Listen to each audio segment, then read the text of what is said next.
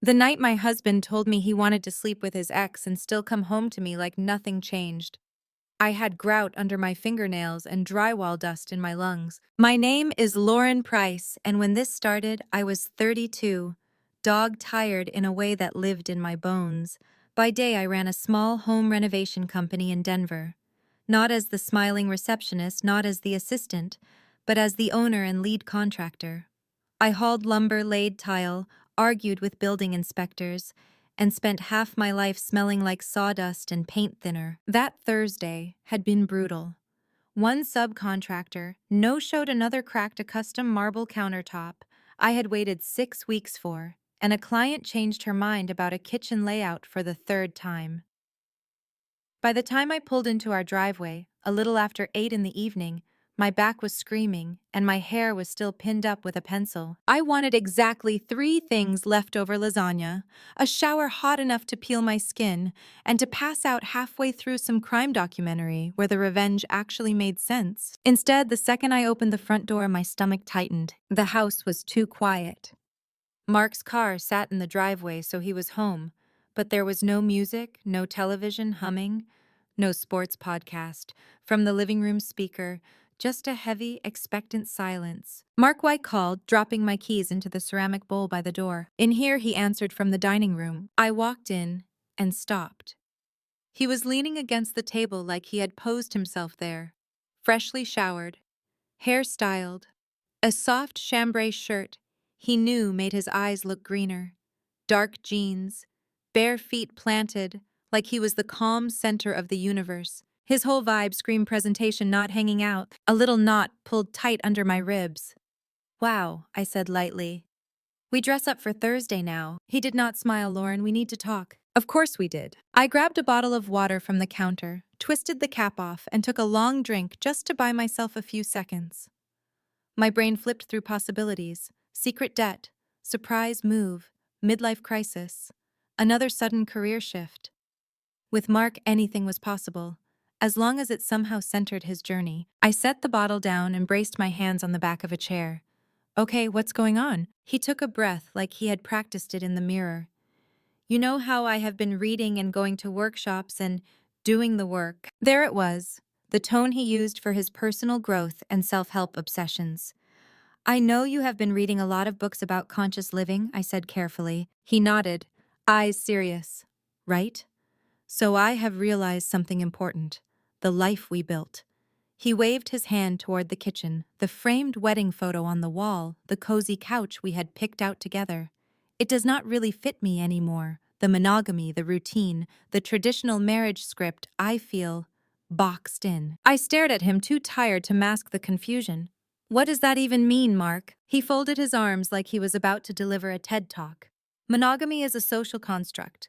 Lauren, I have been listening to relationship experts, therapists, people who are reimagining what partnership can look like. I do not want to lie or cheat. I want to be transparent. So I am giving you a choice. Every muscle in my shoulders went tight. He looked straight at me. I want to explore something with Jenna. The name hit me like a hammer. Jenna. His college girlfriend, the one whose name used to flash across his phone before he finally blocked her for the health of our relationship. The one he had described as wild, brilliant, and a hurricane. You do not build a house with. The one who had texted him, "Congratulations," the week of our wedding, and then faded into the background. Or so I thought. My voice came out flat. Jenna. Your ex. He rushed to soften it. We reconnected in a group about conscious communication. It started as emotional support, talking about family drama, her toxic parents, my stuff. There is a deep connection there. She understands parts of me you have never really seen. I let that land, little knives each one, so I said slowly, your big realization is that you want to sleep with your ex. His jaw tightened.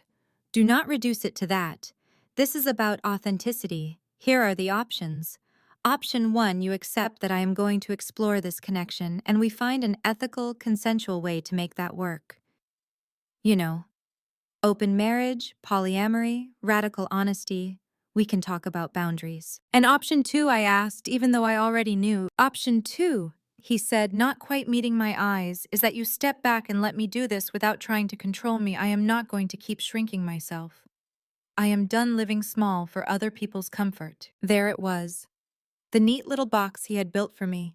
Clap from the sidelines while he followed his passion, or get out of the way while he did it anyway. Under different circumstances, I might have yelled. I might have demanded to know how long. Who knew if there had been birthdays or Christmas nights when I set the table for his parents, and he had already been planning his exit. I might have asked him if our wedding vows had meant anything at all, or if they were just another social construct he had outgrown. But something in me went very still instead. I thought about the years I had poured into my company, Price Home Revival, working weekends while he figured himself out. I thought about the day we signed that prenuptial agreement his parents insisted on to protect the family business and his future inheritance, and how they had looked at me like a necessary risk.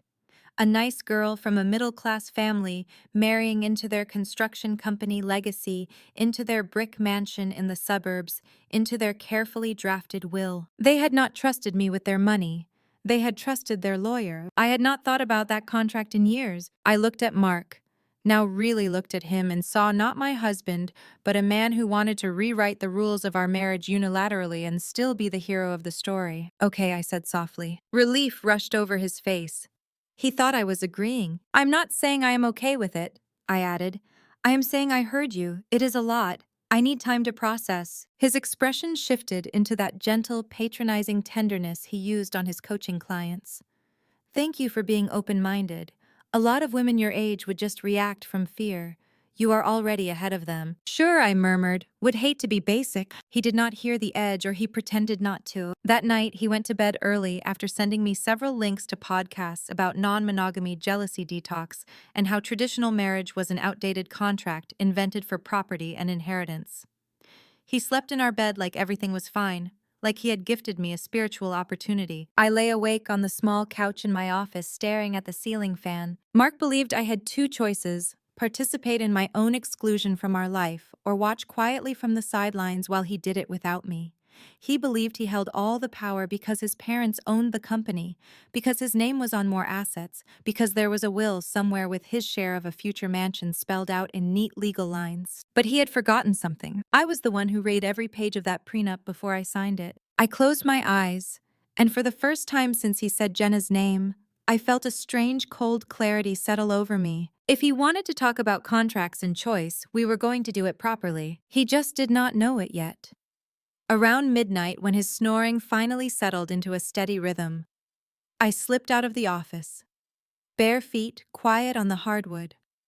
The house felt different, like a stage set where the actors had left and only props remained. Our shared tablet sat on the built-in shelf under the stairs, exactly where we always left it for recipes, shopping lists, and renovation inspiration.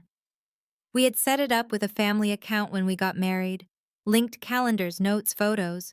Mark had meant to separate things later and never bothered. Let us see how enlightened you really are, I whispered as I picked it up. I settled at the dining table, the wash of blue light turning my dust-streaked hands ghostly. My heart pounded, but my fingers were steady. Years of documenting invoices and permits had trained me well. When you renovate old houses for a living, you learn that what is hidden behind the walls matters more than what you see on the surface. I opened the calendar first. If you have never had your heart broken by a neat grid of colored blocks, count yourself lucky. There it was. Week after week, going back months. Wednesday evenings, 6 until 8. Little green rectangles labeled personal work location Jenna's loft Rhino. Not book club, not networking, not client consult. Just that smug, vague phrase personal work. I clicked through them, forcing my breathing to stay slow. Screenshots every week. Every address. Every note. Next, I opened his messages. He had not even bothered to change her name, Jenna Conscious Group. At first, the thread looked tame. Links to articles about toxic parents. Notes about their inner child. Outrage about some influencer who had romanticized sacrifice. Then the tone shifted. I felt seen for the first time in years last night from him. You are so brave from her. Most men stay asleep forever. Your wife seems stuck in fear. Comfort is the enemy of growth. Comfort. That word again. Like the small house I paid most of the mortgage on the tools I bought. the health insurance I researched were some sort of moral failure. I kept scrolling. Selfies in her exposed brick loft with twinkle lights and plants and crystal shelves. Voice notes labeled integration after session download shadow work. I tapped one. Mark's voice filled the quiet room low and intimate. I told Lauren, "I am unhappy," he said. I went gentle. "I do not want to traumatize her. She is a good person, but she lives for stability. There is no depth, no challenge. With you I feel awake. You see parts of me she has never touched." My grip on the tablet tightened until my knuckles ached. Another Jenna's voice, this time soft and syrupy. "It is not wrong to outgrow someone," she murmured. "Marriage is a contract, not a prison. If your parents could design a will and a trust for their money, you can redesign the agreement for your heart. Lauren will either rise to meet your evolution, or she will stay where she is. That is her journey, not yours." My journey apparently was to keep funding the life they were busy spiritualizing behind my back. I backed out before I threw the thing through the window. One more icon blinked at me on the screen, audio messages from his brother Ryan. I hesitated. Ryan and I had never been close. He floated between sales jobs, spent holidays complaining about being overlooked in the family business, and flirted with waitresses twice his age at Thanksgiving dinner. He and Mark were bonded by blood and mutual resentment toward their parents' favoritism. The newest message was titled simply Bro. I tapped it. Ryan's voice came through tinny and amused. "So, does she know?" he asked halfway through over the sound of a car door. "Know what?" Mark replied. "That Jenna and I have been hooking up too," Ryan said like he was talking about the weather. "You said you do not believe in ownership anymore. That if the connection is real, love is abundant. I figured we were all on the same page." There was a scrape like someone started pacing. "You are sleeping with her," Mark snapped. "For like 3 weeks," Ryan said lazily. "She talks about you all the time, man. Says your wife is too rigid, too attached to that house and that company your parents built. She says she is helping you wake up." The silence on the recording was loud. Then Mark again, voice tight. "You could have told me," Ryan laughed. "Relax, you are the one who said monogamy was dead. I am just doing my part for the revolution." The message ended. I sat there staring at the screen, listening to the refrigerator hum and a car pass outside. So that was the grand experiment. Not some brave, conscious reimagining of commitment. Just two brothers and a woman with a God complex using spiritual buzzwords to excuse ordinary betrayal. I opened my laptop and plugged the tablet into it. Downloaded every voice note, took screenshots of messages, calendar entries, photos, emailed them to myself, backed them up on a drive labeled invoices. Then I grabbed the yellow legal pad I kept for material lists and wrote at the top evidence, Mark and Jenna, dates, times, quotes, locations. Every line documented like I would document rot and mold inside a client's walls. Running a renovation company had taught me something important. People lie, but the paperwork does not. By the time I locked the drive in my tool chest in the truck, my eyes burned from fatigue. But my mind had never been clearer. Mark believed I had only two paths: cooperate with my own humiliation or walk away quietly and let him keep everything he valued while I rebuilt alone. I had just decided on a third, and I knew exactly who I needed to call. The next morning at the job site, my crew noticed I was quieter than usual, but no one pushed. When I got into that laser-focused mode, they knew to let me work. I spent the first half of the day sanding down cabinet doors, the rhythmic scrape giving my brain room to line up the next steps. On my lunch break, sitting on an upturned bucket in a half-finished kitchen, I wiped my hands on a rag and pulled my phone from my pocket. I scrolled past my parents, past cousins who lived halfway across the country, past old college friends I had not seen since a wedding years ago. My thumb stopped on one name: Carlos. We had met in a community college drafting class a decade earlier. I was bouncing between jobs. He was working overnight shifts in a hotel and drawing houses in the margins of menus. We were the only two who turned assignments in on time.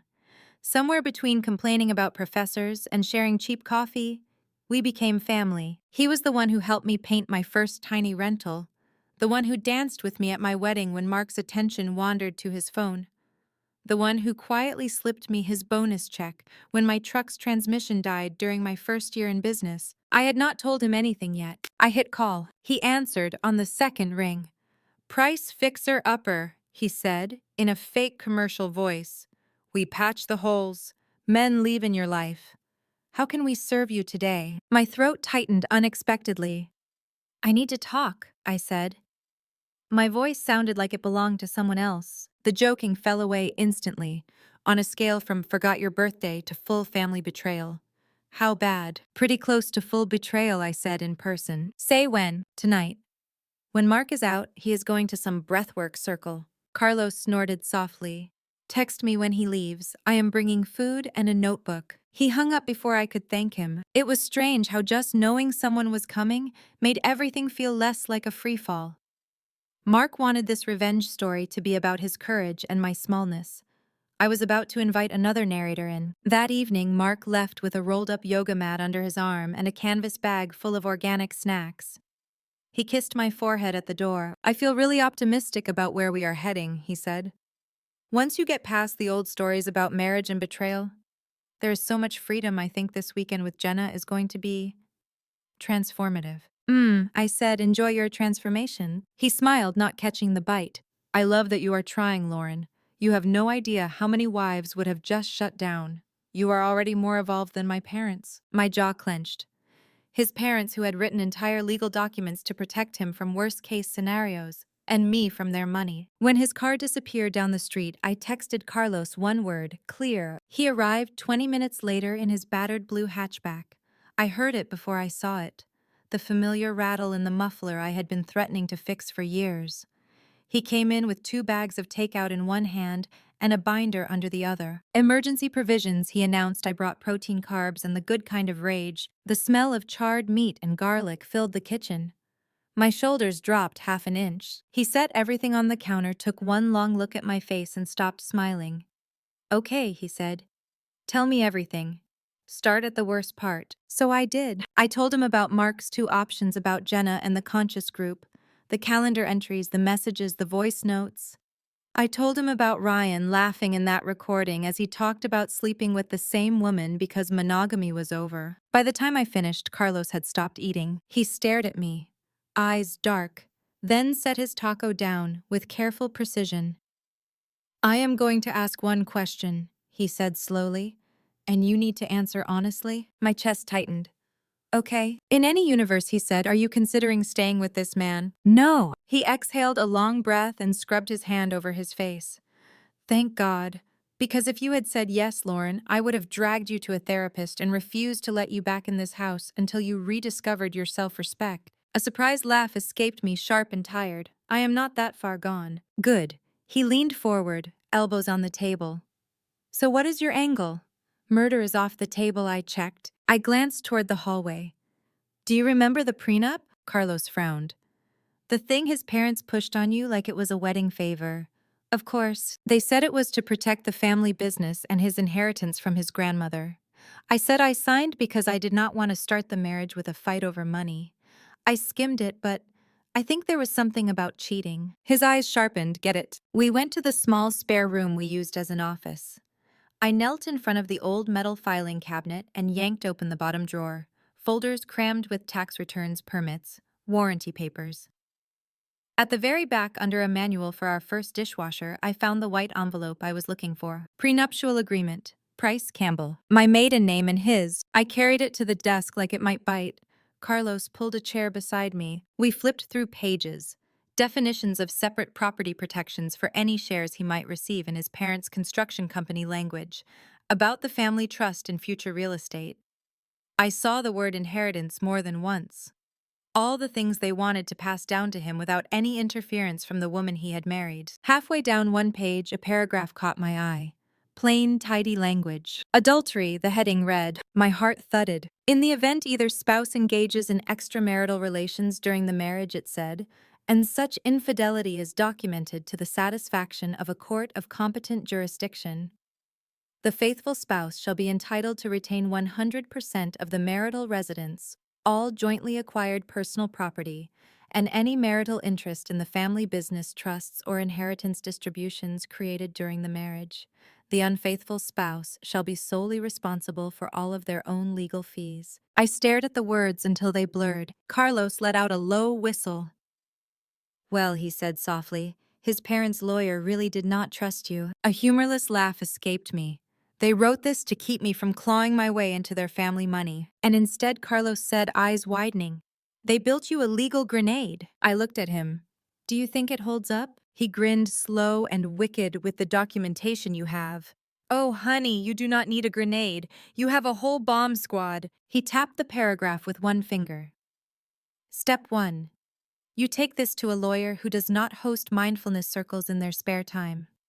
Step 2. You hand them your evidence file. Step 3. You sit back and let the system do what it almost never gets to do in family drama stories. What is that? I asked. Deliver actual consequences, he said, with interest. A spark of something like hope flickered underneath the rage. Not because I wanted Mark ruined for fun, because for the first time since he said Jenna, I could see a path where his betrayal did not just blow up my life, it rearranged his too. Carlos closed the folder carefully and slid it back into the envelope. Call someone good, he said. Tomorrow early. And Lauren. Yeah, he met my eyes. Whatever they tell you, you are entitled to, you claim it. You have spent enough time being generous with men who would not even share the remote. I put the envelope in my bag and felt how heavy it was. Paper and ink, and a promise his parents never imagined would be used against their own son. Mark wanted to walk away from our marriage still holding the house, the savings, his place in the company, his neat spot in the will, while I packed my life into boxes and started from scratch. He had no idea he had already signed all of that away the day he chose Jenna and Ryan over me. The next morning, I woke before dawn. Not because I was rested, but because my brain had been running laps all night. When you spend your life tearing ugly things out of houses, you learn to move quickly once demolition starts. Let the rot sit, and it spreads. By 9 in the morning, I was sitting in a leather chair in the office of Adler and Lane Family Law in downtown Denver. The place smelled like citrus cleaner and something expensive I could not name. A receptionist with perfect hair led me to a corner office with floor-to-ceiling windows that looked out over the city. A man in his late 50s stood to greet me. Dark suit, gray hair, wire-rimmed glasses. Calm eyes that had seen more divorces than I wanted to imagine. Ms. Price, he asked, extending his hand. I am Daniel Adler. Lauren, I said, shaking his hand. Thank you for seeing me so quickly. Of course. He gestured to the seat across from his desk. Tell me what brings you here. I looked at the table between us, at the neat stack of yellow legal pads, the pen in his hand, and then at the envelope in my lap. I did not ease into it. I need a divorce, I said. He did not flinch. All right. Let us start at the beginning. So I told him. I told him about the 2 options in my dining room, about Jenna. The messages, the voice notes, the calendar entries. I told him about Ryan. I did not cry. My voice wobbled once when I described Jenna calling my need for stability an enemy of growth, and Ryan laughing about sharing her like some kind of enlightened prank. Adler wrote notes in shorthand, occasionally nodding, occasionally asking for a date or a spelling. When I finished, he capped his pen. You have done more documentation in 2 days than some clients do in 2 years, he said. That will help. I slid the envelope across the desk. We signed a prenup, I said. At his parents' insistence, they own Campbell Construction, that big family company out in the suburbs, and there is a trust with land and a family mansion in Evergreen, and they wanted to protect his inheritance. There is a clause. He opened the envelope and started reading, flipping pages faster than I had last night. Every so often his brows lifted in mildly impressed surprise. When he reached the adultery section, his eyes sharpened. Ah, he murmured, here we are. He read it twice. Then he set the papers down and took off his glasses. Ms. Price, he said, you are in a very strong legal position. The words hit me harder than I expected. Strong. In this story, that word had not belonged to me for a while. How strong? I asked. He ticked points off on his fingers. First, you have clear time-stamped evidence of infidelity, messages, calendar records, audio, courts-like facts. Second, your prenuptial agreement is unusually explicit. Most infidelity clauses are vague or aspirational. This one is enforceable. He tapped the paragraph again. Third, there is language tying your rights not just to the house and joint accounts, but to any marital interest you have already acquired in his family business, and trust distributions since the wedding. If, for example, his parents shifted assets into his name during the marriage, or he received a distribution from a grandmother's estate that was commingled into your life, we can argue you keep your share. I swallowed.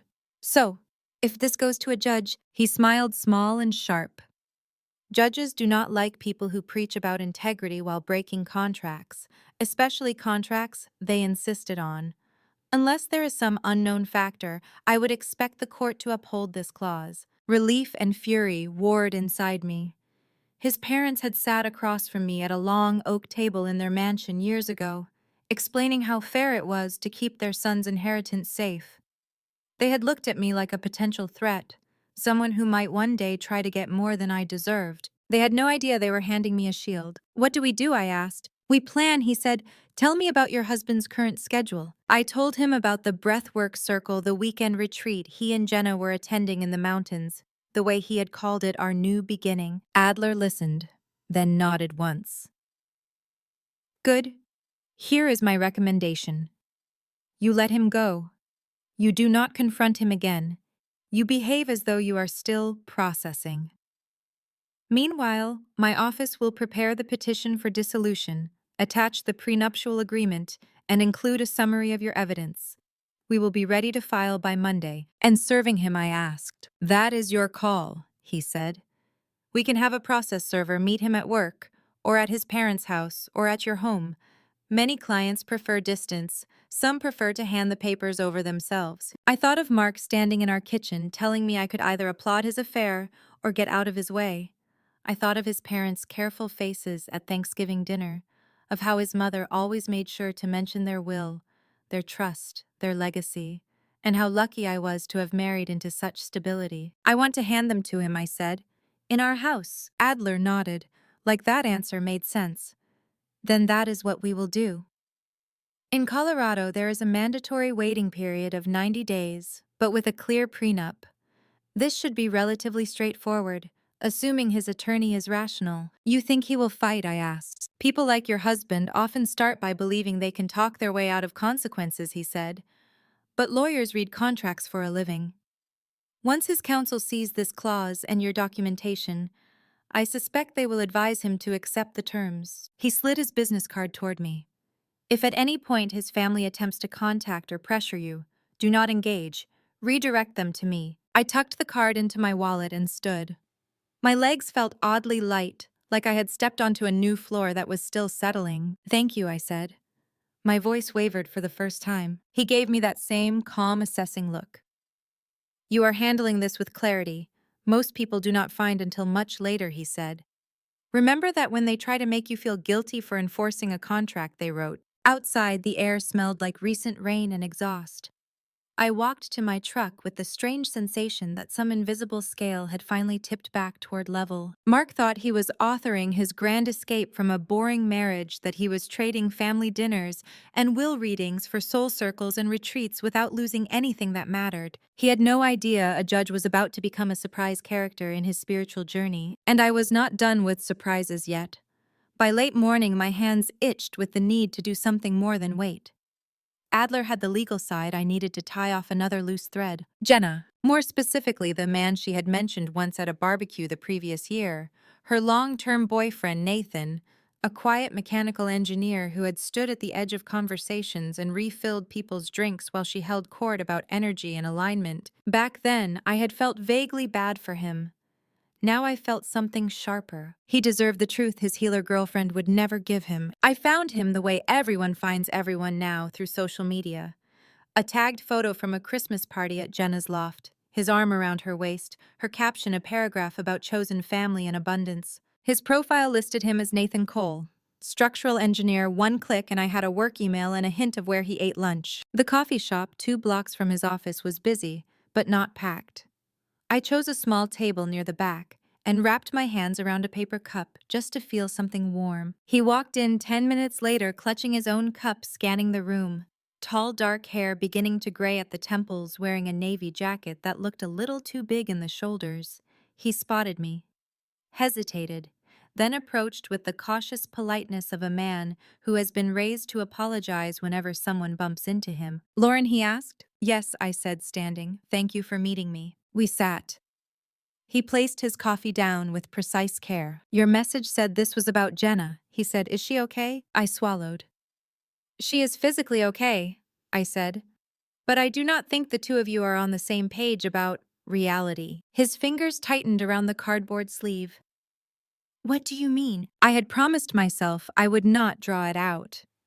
If anyone understood what it felt like to be left out of a conversation about your own life, it was me. I reached into my bag and pulled out a thin manila folder. "I am going to show you some things," I said. "They are ugly. None of this is your fault." He opened the folder. I watched his face as he scanned screenshots of texts, calendar entries, a brief transcript of one voice note, Jenna telling Mark he was brave for outgrowing me. Mark talking about feeling alive in her loft. Times and dates lining up neatly with evenings when Nathan had probably been told she was teaching processing, holding space. He was a slow reader, or maybe his brain just did not want to take it in. His shoulders curled forward, his jaw clenched. Twice he stopped and stared at the table, then forced himself to keep going. When he finally closed the folder, he stayed quiet for a long time. "How long?" he asked eventually, voice barely above a whisper. "At least 4 months," I said. "Possibly longer. She and my husband met in some conscious group last spring. It escalated from there." He nodded once like he had suspected something but not this. "She told me," he said slowly, "that she admired your marriage, that you and Mark were modeling conscious communication. We had dinner with your in-laws one Thanksgiving. I watched your mother-in-law talk about her grandmother's will and the family trust, like it was scripture. And Jenna whispered to me that she hoped one day your stability would rub off on us." My stomach turned. I had no idea she still talked about us. "She talks about everyone," he said bitterly. "It is how she stays center stage." I left space for him to be angry, to ask questions, to rage. Instead, he sat there for another full minute, breathing slowly, the way someone breathes right before they take a hammer to a wall. "Thank you," he said finally, "for telling me. For not letting me be the last to know." "I did not come here for revenge," I said quietly. "You are collateral damage in their experiment. You deserve better." He gave a humorless smile. "The word revenge feels pretty fitting right now. Not against you, against this fantasy she has been selling everybody." He slid the folder back to me. "I am ending it today," he said.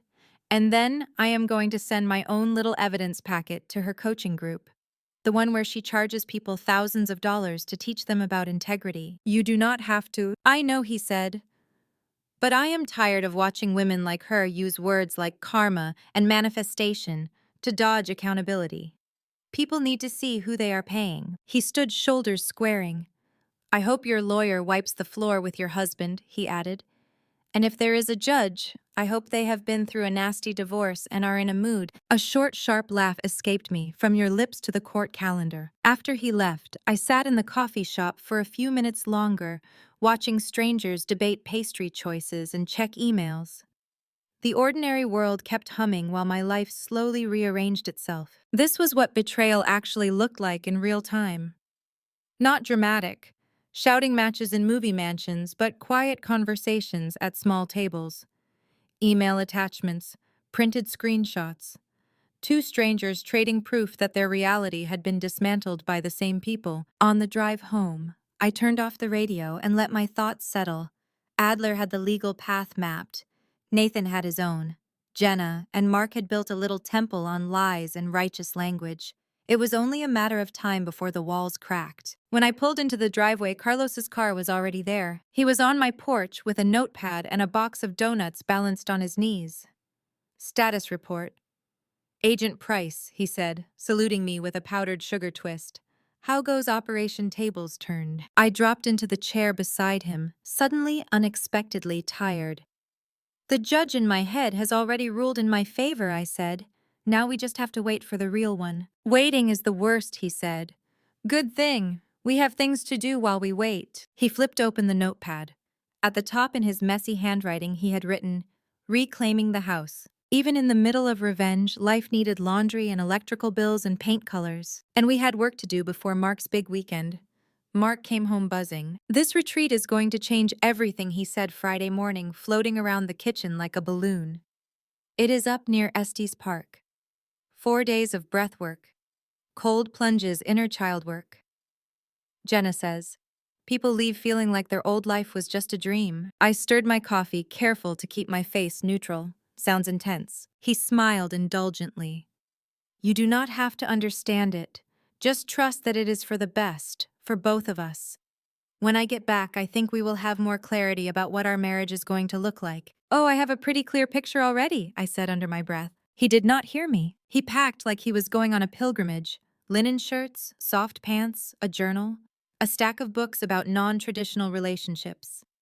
Before he left, he stood in the doorway, duffel bag slung over his shoulder, keys in hand. Thank you, he said, eyes shining, for not making this harder, for not being like my mother. Do not worry, I said, I am nothing like your mother. He took that as a compliment. When his car finally backed out of the driveway and turned the corner, I watched the taillights disappear.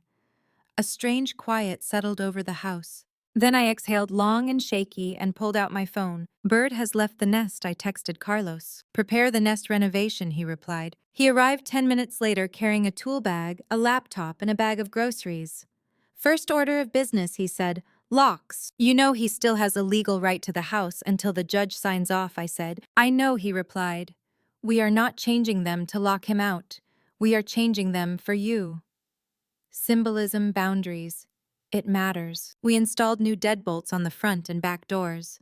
It took 10 minutes tops. My hands knew what to do without thinking. When the last screw tightened and the new lock clicked into place, something in my chest clicked too. He will not even notice, I said. Good, Carlos replied. This is for you. Next, we tackled the physical presence of Mark in the house. We did not burn anything. We did not slash clothes or dump paint on his meditation cushion.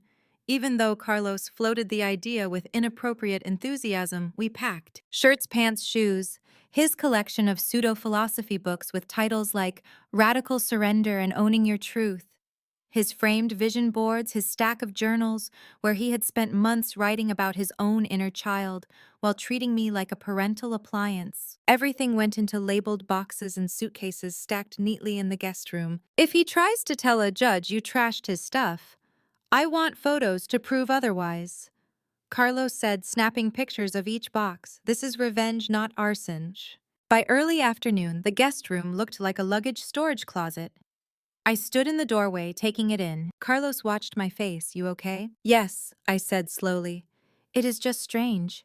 Making a life with someone takes years.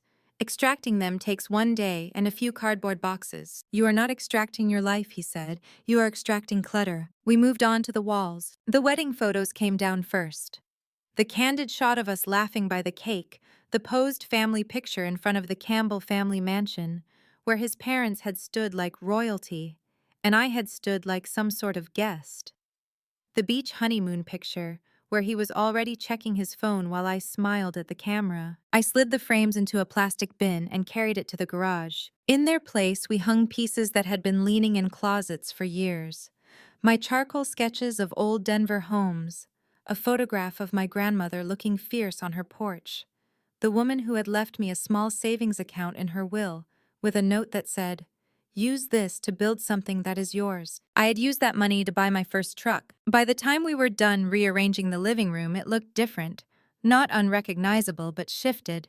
The couch moved, the shelves cleared of Mark's crystals and filled with plant cuttings and design books. The space felt less like a waiting room for his next big realization, more like a place where I could actually rest. Carlos stepped back and whistled. Look at that. You just gave yourself a promotion in your own house. We ate sandwiches standing up in the kitchen, our shoes leaving small, dusty prints on the floor. It felt almost like a regular Saturday renovation project. Except the house we were rehabbing was my life. Adler called around 3 in the afternoon. The petition has been filed, he said. We are within the window for service. Are you still planning to hand him the documents yourself? Yes, I said. He is back Monday evening. Good. I will have everything ready for you to present. Once he has been served, the clock starts. If his attorney reaches out directly, refer them to me. Do not agree to any side deals, especially not about the house or the business. I will not, I said. Remember, He added your calm will upset him more than your anger ever could. You are enforcing a contract he asked for. You are not the villain here, no matter what story he tries to tell. After we hung up, I stood at the kitchen window looking out at the tiny yard where we had once talked about planting a vegetable garden and maybe adding a swing for future kids we never got around to having. Carlos leaned against the counter. You are quiet. I keep thinking about his parents' faces when we signed that prenup, I said. The way they talked about their company, the family land, the way the word inheritance rolled off their tongues like a sacred spell. They thought they were fortifying their castle against me, and now he asked. Now their own lawyer built the escape tunnel I'm walking through, I said. Carlos smiled slowly. Karma. My friend has a sense of humor. That night after he left, I wandered through the house alone, my house. I paused in the hallway, where a family photo used to hang a big framed shot from Christmas at the Campbell mansion. His parents, his sister and brother cousins all arranged in front of the fireplace. I remembered how after that picture, his mother had pulled me aside and told me how the will was structured. How, of course, most of the estate would go to her sons and daughter, but that they would always take care of me. In that moment, I had felt small and grateful. Now I felt something else. They had wanted me to know my place. They were about to learn I had one of my own. Monday evening. The light outside turned that soft, stretched gold Colorado does so well. I sat at the dining table, a plain manila envelope in front of me, and listened for the sound of Mark's car. When his tires crunched on the driveway, my hands did not shake. The front door opened.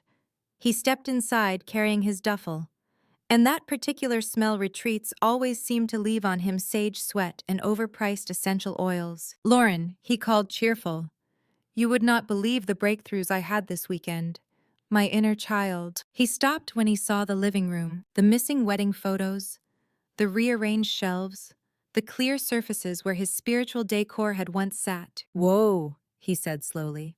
Okay, big shifts while I was gone. Kitchen, I said. My voice came out steady. He walked in and saw the envelope on the table, picked it up.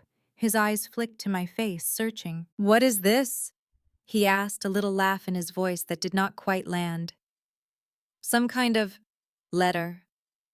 Ground rules. Open it, I said. He slid a finger under the flap and pulled out the stack of papers. His gaze moved over the first page, then halted. His face went pale. Petition for dissolution of marriage, he read aloud. His voice cracked on the last word. He flipped through pages, hands trembling. He saw the attached exhibit list messages, calendar entries, audio files. He saw the highlighted adultery clause in the prenup, his own signature at the bottom. This is a joke, he said, Lauren. Come on, we do not have to do this. We already are, I said. He looked up at me, eyes wide, disbelief bending fast toward anger. You cannot be serious. A divorce over this, over my desire to explore love more fully. People work through worse. My parents' best friends survived an affair, and they have a beach house now, and this is not about one mistake, I said quietly. This is about choices. Plural months of them. I was confused. He insisted I was operating from trauma. She was manipulating me. Ryan misunderstood. You are just reacting because you are afraid to lose the stability my family offers. This is scarcity mindset. I almost laughed. Mark, I am not afraid to lose your family's stability. I am enforcing the exact stability they built for themselves. He blinked. What does that even— The prenup, I said. The one your parents insisted on. The one you barely read. He looked down at the clause again. The words he had once brushed off as standard legal stuff. That was to protect me, he said weakly. To protect my inheritance. And it did, I said. It protected you from having to fight with me in court over who gets what. It made everything very clear. You cheat. I keep the house, the savings, my share of whatever came in while we were married. You pay your own lawyer. Simple. He pressed his palms into his eyes. We can fix this. We can go to counseling. You are overreacting. Nobody ends a marriage over one mistake. One, I asked. Do you need me to hit play on the audio from Ryan again? Or the part where you told Jenna you had not been happy since before you said I do? In front of our friends and that judge. He flinched like I had slapped him. This is revenge, he said, dropping his hands. You are doing revenge. You are proving everyone right about you. That you are rigid, punitive, small. It stung because there had been days when I had worried he was right, days when I had bent over backward to prove I was flexible, supportive, modern. But something inside me had shifted. This is not revenge, I said softly. Revenge would be me destroying your stuff, telling every contractor in town what you are really like, posting every screenshot online. This is accountability. Legal. Boring accountability. His eyes filled with tears. I cannot lose the house, he whispered. Your parents will be reminded that contracts matter, I said, and that when you design them to protect yourself from the person you marry, sometimes they protect that person from you instead. He stared at the papers again, at my signature and Adler's name at the bottom. Please, he said, just tear them up. Let us reset. We can redraw the agreement. I can put you in the will. We can. I said stop. He stopped. You gave me two choices, I continued. Accept your affair as a new reality or stand aside while you lived it anyway. You never considered there might be a third, so I found it. His shoulders slumped. What are you going to tell my parents? I am going to tell them the truth, I said. And if they do not want to hear it, they can take it up with their lawyer and their favorite judge. I stepped around him, walked to the doorway and paused. You wanted freedom, I said. Congratulations, you are free. Free to live with your truth, with Jenna, with your enlightened brother, free from the house, from our accounts, from the business decisions I helped you make, free from me. He reached for me, but I stepped back. For what it is worth, I added, I hope someday you understand the difference between being excluded from someone's will and being excluded from their life because of your own actions. Then I went upstairs, closed my bedroom door, and lay down in the bed I would soon not have to share. For the first time in months, I slept all the way through the night. The first wave came from his lawyer. Adler called 2 days later, amusement barely hidden in his tone. Mr. Campbell has retained counsel, he said. Mr. Harrington? He has requested a meeting to discuss the harshness of the adultery clause. Is it harsh, I asked? It is firm, Adler replied, and enforceable. Harrington knows that he is performing for your husband and for your in-laws. Do I need to be there, I asked. No, he said. You pay me so you do not have to sit in rooms with men who use the word hysteria under their breath. The second wave came from his mother. 3 missed calls, then a voicemail. Lauren. Dear, Marilyn's voice said, brittle and tight. I think there has been a misunderstanding. Mark told us you filed for divorce. We are shocked. Marriage is about communication and forgiveness. You cannot just throw it away because feelings got hurt. Call me back. The second voicemail came an hour later, anger bleeding through. I do not understand how you could do this, she said. After everything we have done for you, the house, the connections, the company, we trusted you. My mother's will provided the down payment for your home, for heaven's sake. You are going to ruin Mark's reputation over a phase. I hit delete and let Adler know she had called. He chuckled. They will try to reframe this as you turning on them, he said. Stay out of it. Let me be the wall. The third wave came from Ryan via text. Family meeting Saturday, it read. 2 in the afternoon, Mom's house. Be there. Not please. Not we would like to hear your side. Just an assumption that I was still a character in a play they were directing. I stared at the message at my kitchen counter, the sunlight slanting across the tiles I had laid myself. Carlos looked up from his laptop. Let me guess, he said. The Campbells have convened a council of elders. Family meeting, I said Saturday. They want me there. Absolutely not, he replied instantly. Nothing good comes from walking into a house where every person believes you owe them something. That is toxic. Family boot camp. I want to go, I said. He set his laptop down slowly. Why? Because if they are going to tell a story about me, I want to say my piece to their faces. Once I said, then I am done.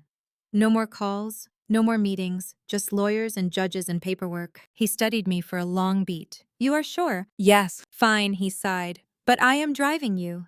And if they start quoting Bible verses about forgiveness, I am calling in an airstrike. Saturday afternoon, I stood on the front porch of the Campbell family home, a wide, pale brick house with white columns, perfect landscaping, and a porch swing no one ever used.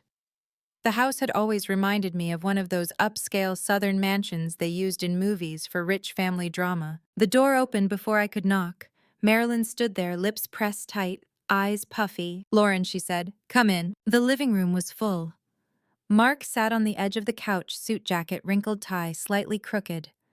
Ryan leaned against the mantel, arms crossed, looking like he wanted to be anywhere else.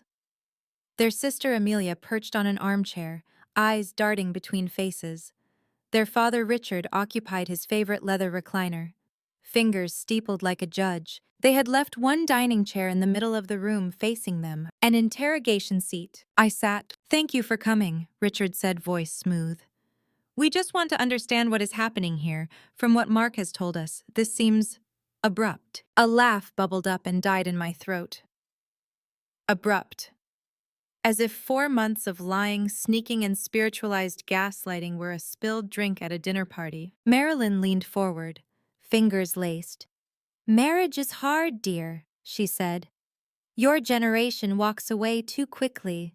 Your grandmother did not divorce my father when he strayed. She stayed, and they rebuilt. That is what grown women do. They do not run to a lawyer every time a man struggles." "Mom," Amelia murmured, but Marilyn held up a hand. Ryan snorted. "Lauren has always been rigid," he muttered. "She never liked anything outside her comfort zone. This is control." My hands rested in my lap. Calm. I had rehearsed this in my head on the drive over. Adler had warned me that they might try to twist the narrative to make my enforcement of their contract seem like an act of war instead of self-defense. "Are you done?" I asked quietly when they paused. They looked taken aback by how steady my voice was. "Because I brought something," I said, reaching into my purse. I pulled out my phone, opened my notes app, and scrolled to the document I had titled simply quotes. Evidence was for court. For them, I had curated. In my kitchen, I began reading. Mark said, and I quote, "You can accept that I am going to explore something with Jenna, and we create an ethical, conscious, open marriage, or you can get out of the way while I do it anyway." Marilyn's hand flew to her mouth. Richard's brows drew together. I continued. "I do not owe you monogamy. Lauren, that is a social construct."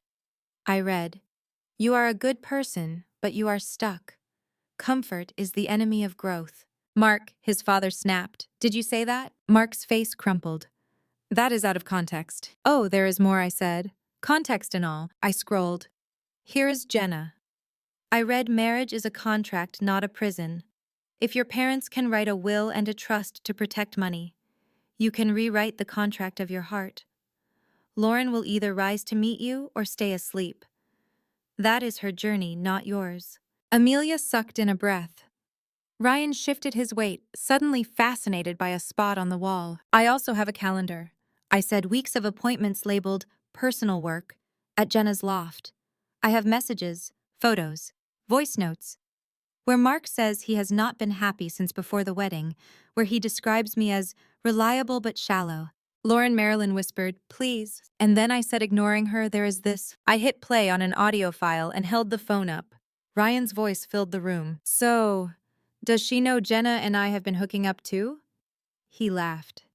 "You said you do not believe in ownership, man. I thought we were sharing." Mark's recorded voice responded, furious. "You are sleeping with her." "For like 3 weeks," Ryan replied. "She said we are expanding beyond jealousy. It is all love and growth." I hit pause. The room went very still. Marilyn turned slowly toward Ryan. "Is that true?" she asked, voice thin. He tried to smile, "Mom. It is not that simple. Jenna and I connected." "It is exactly that simple." I cut in. "Your sons decided my marriage was a playground for their spiritual experiment. They turned betrayal into a group project and expected me to hold the coats." Richard cleared his throat. "This is disappointing," he said stiffly. "But a divorce, Lauren. We can resolve this privately. There is no need to drag the family through court. Think of the company, the trust, the will. You are part of this family." "Am I asked?" "Because 4 years ago, when we sat in this room, and your lawyer slid that prenuptial agreement across this very coffee table, I distinctly remember you saying that the purpose was to protect your family's assets from potential complications." Color rose in his face. "It is standard procedure. It includes an adultery clause," I said. Your lawyer wrote it. Your son signed it. My lawyer has filed it. Marilyn blinked infidelity clause. He cheated, I said evenly, repeatedly with evidence. The clause states that the faithful spouse keeps the house, the jointly acquired property, and her share of any business or trust assets distributed during the marriage. The unfaithful spouse pays his own lawyer. A pause. A dawning comprehension. You cannot do that, Marilyn whispered. That clause was never meant. It was meant to discourage cheating, I said. It did not. So now it has another purpose. Mark stood hands outstretched. Lauren, please, we can handle this between us. You do not have to punish my parents. This will destroy everything they have built. I rose slowly. I am not destroying anything. I am walking away from a toxic family system that expected me to absorb the damage of your choices and smile through Christmas dinner. I walked toward the door, then turned back one last time. You gave me two choices, Mark, I said. Clap for your betrayal or step aside while you did it. Anyway, your parents tried to give themselves a third by writing me out of everything that mattered before I even said I do. I let my gaze move over each of them. I found my own third option, I said. It is called a judge. Then I opened the door and stepped out into the sunlight. Behind me, voices rose. Marilyn crying, Richard demanding explanations, Amelia saying something I could not hear, Ryan scrambling for justification, Mark begging. I did not look back. Carlos was waiting in the car at the curb, engine idling. He raised his brows as I slid into the passenger seat. Well, he asked. Imagine a nest of snakes realizing the rock they coiled under was actually a trapdoor, I said. He grinned. I almost feel bad for them. I do not, I said. Not even a little. Divorce is not cinematic for the most part. It is paperwork and waiting and answering the same questions 3 different ways. It took just under 4 months. Harrington tried it first. He sent Adler a politely outraged letter, arguing that the adultery clause was punitive and contrary to public policy. Adler responded with case law and a summary of my evidence. Harrington followed up with an offer. If I agreed to waive the clause, Mark would generously allow me to keep half the equity in the house. Absolutely not, Adler said before I even responded. We have the stronger hand. There is no reason to compromise here. Mark called twice during those early weeks. I let both calls go to voicemail. In the first, he was enraged. You are ruining my life over a technicality, he shouted. You are proving Jenna right about you. This is why I could not breathe in our marriage. You are vindictive, petty. No wonder my parents wanted that contract. In the second weeks later, he was crying. I am sorry, he said. I have lost everything. Jenna is gone. Ryan is not talking to me. My parents are making noises about cutting me out of the will. We can start over. You can move back in once this all calms down. We can rethink the agreement. I will put you on the deed.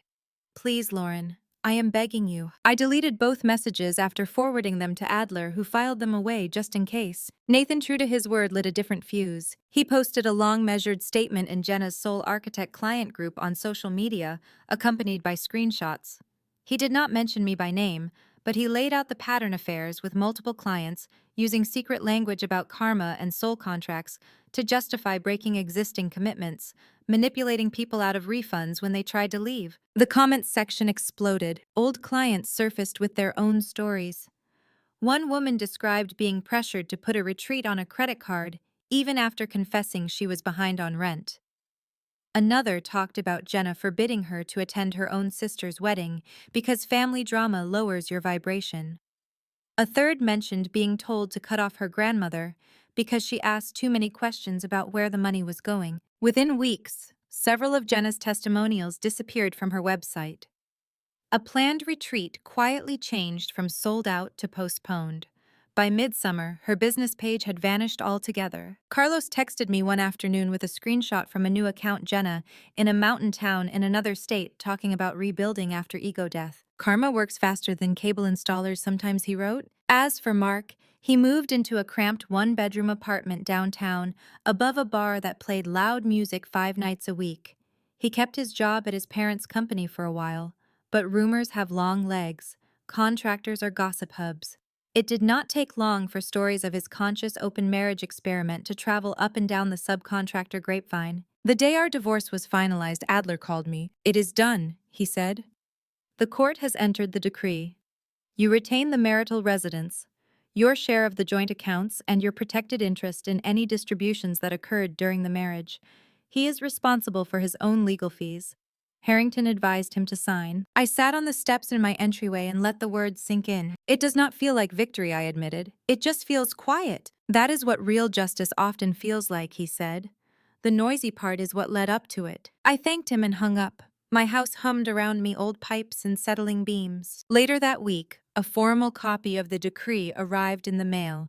I filed it beside the prenup, the two documents bookending a marriage that had lasted fewer years than the time I had spent building my company. On the surface, not much changed. I still got up early, drank coffee too strong for most people's taste, and drove to job sites. I still dealt with stubborn inspectors and last-minute change orders and clients with unrealistic Pinterest expectations. But something inside the story shifted. For once, the woman in a family drama had not been the one packing a bag and leaving a house she had made into a home. For once, the person who had treated a marriage like an inconvenience to outgrow was the one staring at bare walls. It was not revenge in the dramatic movie sense. It was something more satisfying in a quiet way. Tables turned by their own hands. By October, Denver had slipped into its crisp leaf crunch season. My calendar was full.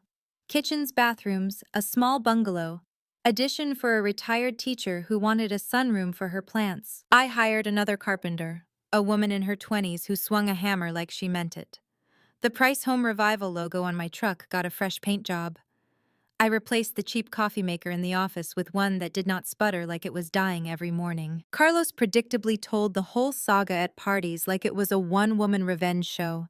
I did not love being the centerpiece of his storytelling, but I could not deny how many women leaned in, eyes wide, mouths tight, when he got to the part about the prenup clause and the judge. One afternoon, a small gray cat wandered into the open door of the workshop, sat down on a stack of tile, and refused to leave. She had one torn ear and the kind of stare that said she had seen things and survived out of pure spite. I named her Demo. She took to sleeping on the roll of blueprints on my desk as if she had appointed herself supervisor. Life felt not healed exactly, but solid. I had built a routine that did not revolve around bracing for Mark's next revelation. Then on a rainy Friday night, someone started pounding on my front door. Not knocking, pounding. Carlos was on my couch, controller in hand, loudly narrating the video game we were playing. Like a sports commentator, Demo snored on his lap, tail twitching. He paused the game mid-explosion. "You expecting anyone?" he asked. "No." The pounding came again, louder this time. Then a familiar voice slurred around the edges. "Lauren, I know you are in there. We need to talk." My stomach dropped, but my pulse stayed steady. Carlos raised an eyebrow. "Well, Act 3 arrives." I opened the door. Mark stood on the porch in the drizzle. Hoodie damp at the edges, jeans-stained hair longer and unwashed. He held an empty whiskey bottle by the neck, the label peeled halfway off. His eyes were red-rimmed and glassy. "Lauren," he said, stepping forward. "Thank God you look good." I blocked the doorway. "What do you want, Mark?" He blinked like the question confused him. "We need to talk," he repeated. "You ruined my life." And I— "Stop!" I said. "I did not ruin anything. You signed the prenup. You chose Jenna. You chose to lie. You walked into court with your lawyer. You picked up the pen when they told you to sign the decree." He swayed, rain beating on his eyelashes. "I was sick," he said. "She manipulated me. Ryan betrayed me. My parents, they are threatening to change the will. I have nowhere to go. My friends picked sides. Most of them picked yours after they heard your version." Behind me, Carlos called out, "Her version is the one backed by receipts, my guy." "Sit down." Mark peered past me. "Who are you?" "Her general contractor of the soul," Carlos replied. "And the only reason I am not filming this for educational purposes is because she asked me to behave." Mark focused on me again, desperation wiping away what little bravado he had left. "I made mistakes," he said. "I admit that. But people work things out after affairs all the time. My parents' friends." "I am not your parents' friends," I said. "I am not your mother who stayed with a man who cheated on her and then made martyrdom her personality. I am not going to inherit that pattern." He flinched. "I have changed," he insisted. "Losing everything. It woke me up. I am in therapy. Real therapy, not just circles. My new therapist says I have a lot of unresolved childhood trauma, and I think that explains why cut in. You always have a new explanation, a new book, a new circle, a new therapist, a new spiritual framework. All of them say the same thing. None of this is your fault. He opened his mouth. I raised a hand. Here is what I know I said. You did not come to apologize when you thought Jenna would be your new future and your parents' money would cushion you. You came now when everything you counted on has pulled away. You do not miss me. You miss the stability I built around you, the house, the calm, the way I handled the grown-up parts of life so you could chase whatever purpose you were currently obsessed with. Tears spilled over his lower lashes. That is not fair. It is honest, I said. He stepped closer, swaying. Please, he whispered. Just let me in. We do not have to decide anything tonight. I just need somewhere to be that does not feel like punishment. I thought for a split second about the early days, about the boy who had held my hand at my grandmother's funeral and told me he loved how grounded I was, the man who had danced with me barefoot in this very living room when we first moved in, the way my mother had cried at our wedding when the judge pronounced us husband and wife. It would have been so easy to step aside just once more, to let him in out of the rain, to listen to his new version of events, to carry the weight of his regret on top of my own hurt. But I had done renovations long enough to know that you do not install new hardwood over a floor that is still rotting. You rip out what is damaged, you let it air, you rebuild on something solid. You are right about one thing, I said softly. This is punishment. Not from me. From the life you built, from the choices you made. That is what karma really is. Not some mystical lightning bolt, just reality catching up. He reached out, fingers brushing the door frame. Lauren, I am begging you. I know, I said, and if I open this door, I am begging myself not to repeat the same story my grandmother and your mother lived. I love those women. I am not interested in inheriting their pain. Headlights swept across the street. A car pulled up behind his. Marilyn climbed out, clutching a sweater around her shoulders. She looked older than she had in that living room, weeks ago. Mark, she called. Come on, let us go home. He turned, shoulders sagging. She will not let me in, he said, voice thick. Marilyn met my eyes over his shoulder. For the first time there was no judgment there, just exhaustion. Regret. I am sorry, she said quietly, for all of it, for not seeing what was happening, for not listening when you tried to talk about work, and we changed the subject to the company and the will and whatever else we thought mattered more. The apology surprised me. It did not erase anything, but it landed. Thank you, I said, take him home. She nodded and led her son toward the car like he was a little boy who had stayed too long at a sleepover. When they drove away, their taillights disappearing into the rain, I closed the door with a soft click. Carlos let out a low whistle from the couch that he said was the most dignified refusal I have ever witnessed. 10 out of 10 would watch again. I laughed. A real laugh, not the brittle sound that had escaped me so often in the past year. Demo jumped down from the couch and twined herself around my ankles, purring like a tiny engine. For the first time, Mark's chaos felt like something outside my house, outside my life, like a storm. I could watch from behind glass, no longer standing in the middle of it. Healing is its own kind of renovation. First, you think a fresh coat of paint will fix the room. Then you realize the problem is deeper. Drywall wiring foundation. There were days when the anger surged back, hot and sudden. A tile pattern would remind me of Jenna's loft. A client would tell a story about her brother's betrayal at a family Thanksgiving dinner, and I would feel my chest tighten, my fingers curl around a hammer a little too hard. There were nights when the loneliness hit out of nowhere, when I would come home from a long day, drop my tool belt on the hook by the door, and be struck by the quiet in a way that did not feel like peace.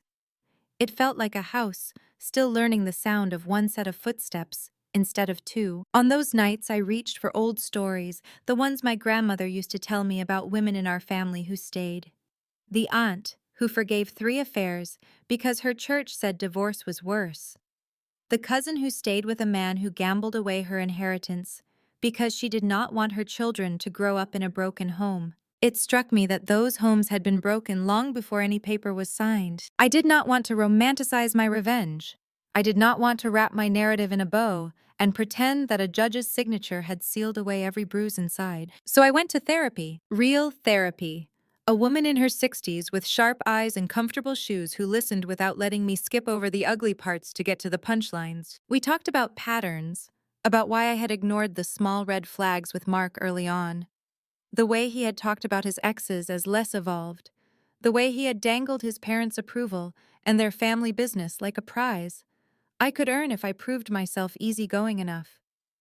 The way I had felt secretly grateful they had included me in their will at all. We talked about how easy it is when you grow up watching women make themselves smaller to mistake self-abandonment for loyalty, to accept less so you do not get excluded. One afternoon, my therapist asked, if this story were about inheritance, what would you say you inherited from your family?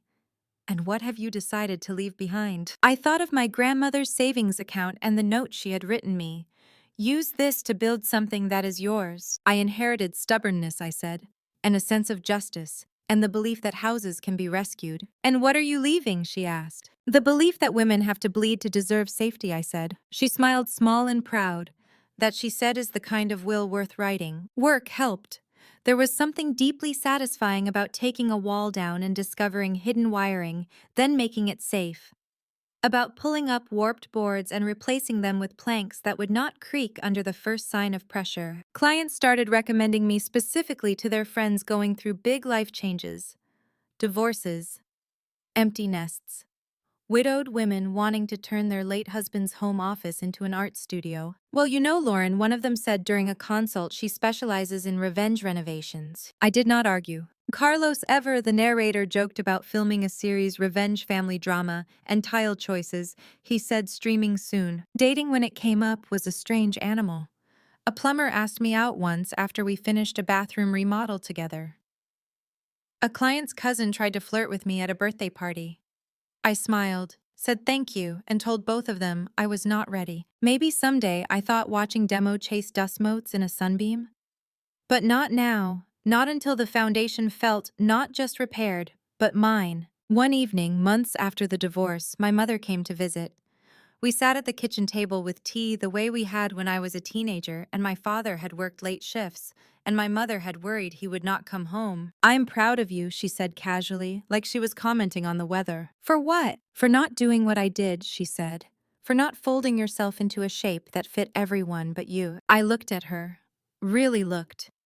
At the lines around her eyes. At the way her fingers tapped the mug, at the quiet inside her that had not been there when I was a child. You left eventually, I reminded her. Eventually, she said, after 3 affairs and 1 very public humiliation at a company Christmas party, I waited until the judge told me my suffering counted. You did not. We sat in comfortable silence for a moment. Do you ever regret not leaving sooner? I asked. She smiled sadly. Every day. But I also know that my staying taught you something. You looked at my life and said, not me. That is its own kind of payback. I reached across the table and squeezed her hand. The inheritance we pass on is not always money or houses. Sometimes it is the story we refuse to repeat. If you are still listening to me now, if you have stayed through the messy parts and the quiet ones, you probably want to know what happened after the papers, after the confrontation, after the drunk doorstep scene. The truth is, life did not become a dramatic montage of victory. There was no triumphant music as I strode into a sunset. There was just life. The house stayed mine. The mortgage payments did too. So did the leaky faucet in the upstairs bathroom and the neighbor who mowed his lawn at ridiculous hours. Campbell Construction kept operating. Richard did not retire. Marilyn still hosted holidays in that big brick house. Though my seat at the table stayed empty, I heard through the grapevine that the will had been adjusted, that some of the trust language had shifted after seeing how one adultery clause could upend their control. Ryan moved out of state for a while. Last I heard, he was selling real estate somewhere warm, telling a new set of people half-truths about his past. Mark. Well, he became a story other people told. A cautionary tale about a man who dressed up selfishness as enlightenment and underestimated the woman he married. I saw him once, months later, in line at a hardware store. He looked smaller, not physically, just deflated. He nodded at me. A simple, sober nod. No words. I nodded back. It felt like closing a book I had already read. Jenna never reached out. Whatever version of herself she was rebuilding in that new mountain town did not include me, and I was fine with that. If she ever tells this story, I am sure she casts herself as the wounded healer, betrayed by small-minded people who did not understand her vision. Every villain has their own narrative. It does not change the facts. As for me, I kept building. I took on a project restoring an old Victorian for a woman in her late 60s who had been written out of her brother's will after she refused to sign away her share of their parents' house.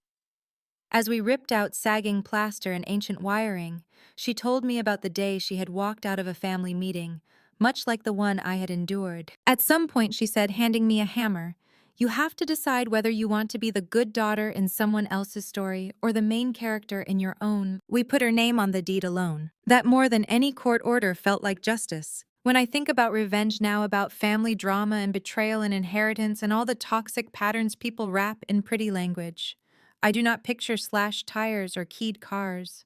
I do not picture screaming matches on front lawns. I picture a woman standing in a quiet office, sliding a prenup across a desk and saying, "I know what I signed, and I know what he did." I picture a judge reading a clause aloud and upholding it. I picture a house that stays with the person who actually made it a home. If there is a lesson in my story, it is not that you should marry rich and hope for an infidelity clause. It is this: listen when people tell you who they are, but pay more attention to what they do when they think there will be no consequences. Document the hidden truths. Do not be afraid to use the systems that were designed to exclude you to protect yourself instead. And when someone gives you only two choices, remember, there is almost always a third. You can step out of their script entirely. If you have ever sat through a tense Thanksgiving dinner feeling excluded from conversations about wills and inheritances and family businesses, if you have been the reliable one, while a sister or brother or partner got all the grace, I hope my story gives you something more than entertainment. I hope it gives you permission to choose yourself, to pick up the hammer, to write a different ending. And if this story made you feel seen, even a little, do me a favor, tell someone. Share it. Leave a comment, whatever the platform calls it now. Not for me.